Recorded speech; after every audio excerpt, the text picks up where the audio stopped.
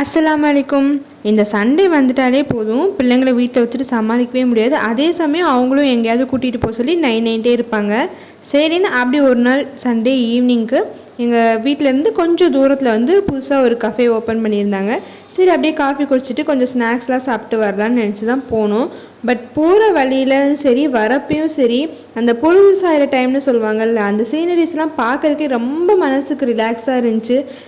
Tea போடுற வேலை மிச்சம் அப்படின்ட்டு தான் நான் போனேன். பட் அதை விட போயிட்டு வந்தது ரொம்பவே ரிலாக்ஸாக இருந்துச்சு, ஒர்த்துன்னு தாங்க சொல்லணும்.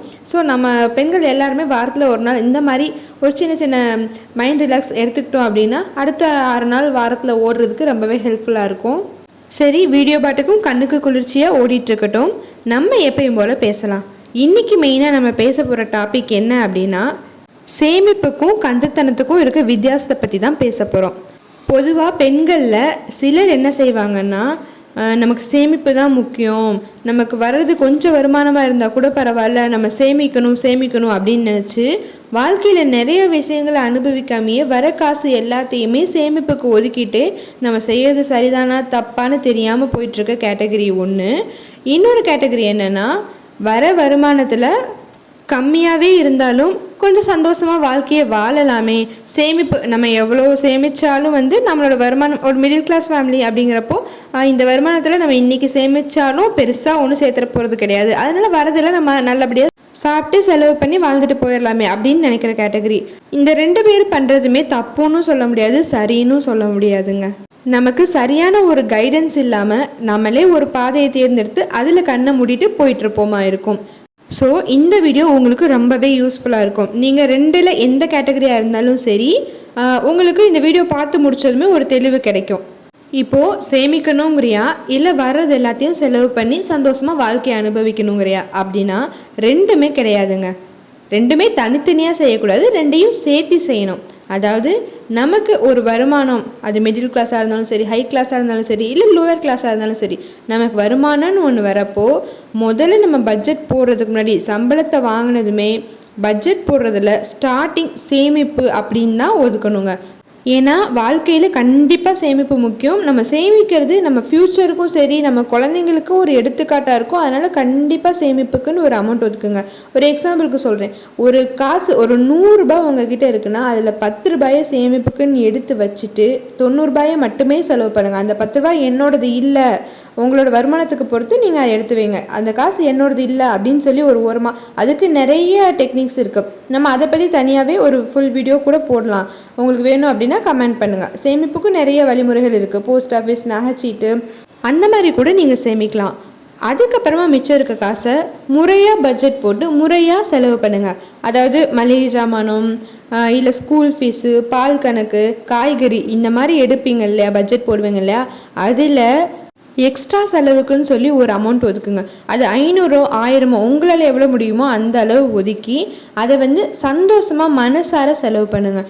மாதத்தில் ஒரு வாட்டி படத்துக்கு போகிறதா இருக்கட்டும், இல்லை பார்க்குக்கு, இல்லை இந்த மாதிரி டீ குடிக்க காஃபி குடிக்க வெளியில் போனீங்களா, ஓகே, இதெல்லாம் வாழ்க்கையில் என்றைக்கு தான் அனுபவிப்போம். அந்த 500 ரூபாய் எடுத்து வச்சோன்னா நம்ம சேர்த்து வச்சுருக்க காசோட இன்னொரு காசு சேரும், உண்மைதான், கண்டிப்பாக சேரும் தான். ஆனால் இந்த மாதிரி நம்ம வாய்க்கும் வயிற்றுக்கும் கூட சாப்பிடாம நம்ம மனசுக்கு ஒரு ரிலாக்ஸ் கொடுக்காம குழந்தைங்க ஃப்யூச்சர் நல்லா இருக்கணும்னு தான் நம்ம சேர்த்துறோம். ஆனால் அவங்க வாழ்க்கையில் அனுபவிக்க வேண்டிய எதையுமே அனுபவிக்காமல் சேமிப்புன்னு ஒதுக்கிட்டிங்கன்னா பின்னாடி அவங்க நல்லாவே இருந்தாலும் அந்த சின்ன வயசில் அவங்க இழந்ததுக்கு ஈடு கட்டவே முடியாதுங்க. அதுலேயும் ஒரு சிலர் ரொம்ப எக்ஸ்ட்ரீமாக உணவில் கூட சிக்கனம் பண்ண ஆரம்பிச்சிருவாங்க. சேமிக்கணுங்கிற எண்ணத்தில் நல்ல உணவு கூட சாப்பிடாம, குழந்தைங்களுக்கு ஊட்டச்சத்தான உணவு கூட கொடுக்காம, நம்ம சேர்க்கறது குழந்தைங்க எதிர்காலத்துக்கு கரெக்ட் தான். ஆனால் அந்த எதிர்காலத்தை அனுபவிக்கிறதுக்கு குழந்தைங்க ஆரோக்கியமாக இருக்கணுமே, நம்ம அதை கூட மறந்துடுறோம்.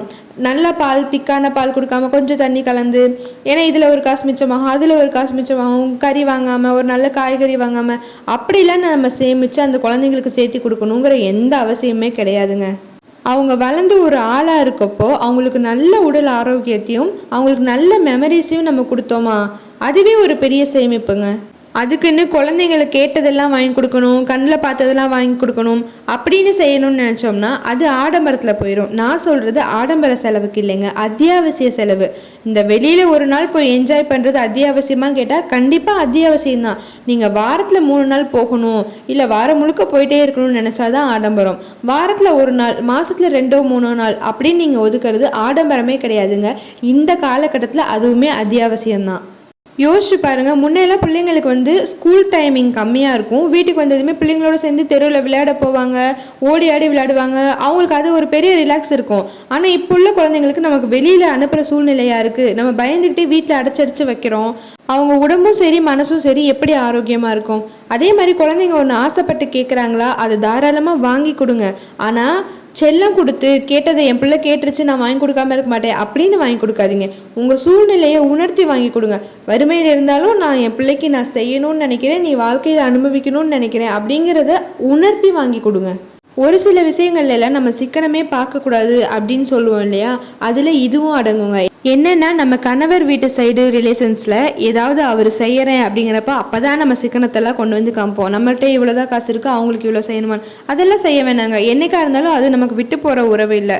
இது ஏன் நான் இப்போ சொல்கிறேன் அப்படின்னா, ஒரு சில செலவுலாம் அது செலவுங்கிற கணக்கிலே வராதுங்க. அதுவும் ஒரு வகையான சேமிப்பு தான். என்னென்னா உறவுகளை சேமிக்கிறோம். வெறும் பணத்தையும் காசையும் மட்டும் சேமித்து நம்ம ஒன்றுமே செஞ்சிட போகிறது கிடையாதுங்க. நமக்கும் சரி நம்ம குழந்தைங்களுக்கும் சரி பின்னாடி உறவுகளும் தேவை, அதையும் நம்ம சேமித்து வைக்கணும். இல்லைங்க, என்னோடய வாழ்க்கையோட லட்சியமே நான் ஒரு வீடு கட்டணுங்கிறது தான், ஒரு இடம் வாங்குறது தான் அப்படின்னு சொல்லிட்டு இந்த மாதிரிலாம் நிறைய பேர் லட்சியத்தோடு இருப்பீங்க, நல்லது தான். ஆனால் அதை சரியான பாதையில் நம்மக்கிட்ட வர வருமானத்தை பொறுத்து தான் நம்ம தீர்மானிக்கணுமே தவிர, நம்மக்கிட்ட குறைஞ்ச வருமானம் இருக்கிறப்போ நம்ம அதிக அளவில் ஒரு திட்டத்தை போட்டுட்டு நம்ம வர காசு எல்லாம் அதிலேயே இன்வெஸ்ட் பண்ணிவிட்டு சரியான சாப்பாடு சாப்பிட்ருக்க மாட்டோம், நம்ம உடம்புல இருக்க ஆரோக்கியத்தை கவனிச்சிருக்க மாட்டோம், ஒரு உடம்பு சரியில்லைன்னா சரியான ட்ரீட்மெண்ட் கூட எடுத்துருக்க மாட்டோம், குழந்தைங்களுக்கு ஒரு நல்ல துணிமணி போட்டு அழகு பார்த்துருக்க மாட்டோம், எங்கே வெளியில் கூட்டிகிட்டு போய் அவங்கள என்ஜாய் பண்ண வச்சுருக்க மாட்டோம். இது எதுவுமே செய்யாமல் ஒரு வீட்டை கட்டி அதில் போய் குடியேறதுக்கு அதுக்கு சில வருடங்கள் ஆகும். நீங்கள் பின்னாடி பார்க்குறப்போ உங்களுக்கு சொத்து தான் மிச்சமாக இருக்குமே தவிர நீங்கள் அந்த சொத்தில் உட்காந்து என்ஜாய் பண்ணுறதுக்கு நினச்சி பார்க்குறதுக்கு உங்ககிட்ட மெமரிஸ்னு ஒன்றுமே இருக்காது. நீங்கள் கஷ்டப்பட்ட நாட்கள் மட்டும்தான் ஞாபகத்துக்கு வரும்.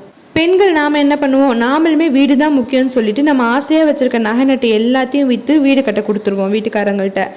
இப்போ ஒரு சொந்த பந்தம் ஒரு ஃபங்க்ஷனுக்கு போகிறோம் அப்படின்னா அந்த வீட்டையா கட்டி கழுத்தில் தொங்க விட்டுட்டு போக முடியும் சொல்லுங்கள்? நம்ம அனுபவிக்கிறதையும் சிலது அனுபவிச்சிடணுங்க. வீடு இருக்குன்னு சொன்னால் தனி மதிப்பு தான், அதெல்லாம் உண்மை தான், ஒத்துக்கிறேன். கட்டலாம். இப்போ நம்ம 5 வருஷத்தில் கட்டுறது இன்னும் 5 வருஷம் சேர்த்து பொறுமையாக கட்டலாம். சேமிக்காதீங்க, வீடு கட்டாதீங்கன்னு சொல்ல, எல்லாமே செய்யலாம். ஆனால் வாழ்க்கையை அனுபவிச்சுக்கிட்டே செய்யலாம். ஒரு 1000 ரூபாய் செலவு பண்ணி குழந்தைங்க ஆசைப்பட்டு கேட்ட ஒரு பொருளை நம்ம வாங்கி கொடுக்குறோன்னு வைங்களேன். அப்போ நினைப்போம், ஐயோ நம்ம தகுதிக்கு இது ரொம்ப ஓவரோ அப்படின்னு நினைக்கிறப்போ ஒரு விஷயத்த நினச்சி பாருங்கள். அது எச்சாவே இருந்தாலும் அந்த குழந்தைங்க முகத்தில் வர அந்த சந்தோஷத்தை பார்க்கும்போது ஒர்த்து தான்ப்பா அப்படின்னு தோணுங்க. நம்ம ஃப்யூச்சர்னு குழந்தைங்களோட ஃப்யூச்சர் பற்றி யோசிச்சுட்டே இருந்தோம்னா ப்ரெசண்ட்டை யார் கவனிப்பா? அதுங்களுக்கு ப்ரெசண்ட்டையும் கொடுக்கணும், ஃப்யூச்சரையும் கொடுக்கணுங்க. நம்மளோட வரவுக்கு மீறி செலவு செய்யணும்னு நினைக்கிறது எந்த அளவுக்கு தப்போ அதே அளவுக்கு தப்பு நம்ம வர காசு எல்லாத்தையும் சேமிக்கணும், எதையுமே செலவு செய்யாமல் சேமிப்பிலே ஒதுக்கணும்னு நினைக்கிறதும் தப்பு தாங்க. அப்போ நம்ம கஷ்டப்பட்டு வாழ்க்கையில் உழைச்சி எதையுமே அனுபவிச்சிருக்க மாட்டோம். ஸோ வாழ்க்கையில் கண்டிப்பாக சேமிப்புக்கு முக்கியத்துவம் கொடுங்க. ஆனால் அந்த சேமிப்புக்காக சிக்கனம் பிடிக்கிறோன்னு நினச்சிட்டு கஞ்சத்தனமாக மாறிடக்கூடாதுங்க. என்னங்க, நான் சொல்கிறது சரியா இல்லை தப்பா?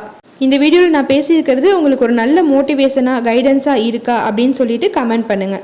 அதையும் தாண்டி உங்களுக்கு வேறு கருத்துக்கள் தோணுன்னா அதையுமே மறக்காமல் கமெண்ட்டில் சொல்லுங்கள். அப்புறம் முக்கியமாக சிக்கனம் பிடிக்கிறேன்னு நினச்சிட்டு வாழ்க்கையில் எதையுமே அனுபவிக்காமல் கஞ்சத்தனமாக இருக்க உங்கள் ஃப்ரெண்ட்ஸ் இல்லை சிஸ்டர்ஸ்க்கு இந்த வீடியோவை அனுப்பிச்சு பாரு அப்படின்னு சொல்லுங்கள். நாம் இந்த உலகத்தில் ஒரு வாட்டி தான் வாழ போகிறோம், அதை கொஞ்சம் சந்தோஷமாக வாழ்ந்துட்டு போகிறதுல எந்த தப்பும் இல்லைங்க. இன்னொரு பயனுள்ள வீடியோவுடன் காரிகை மேதினியில் சந்திக்கலாம்.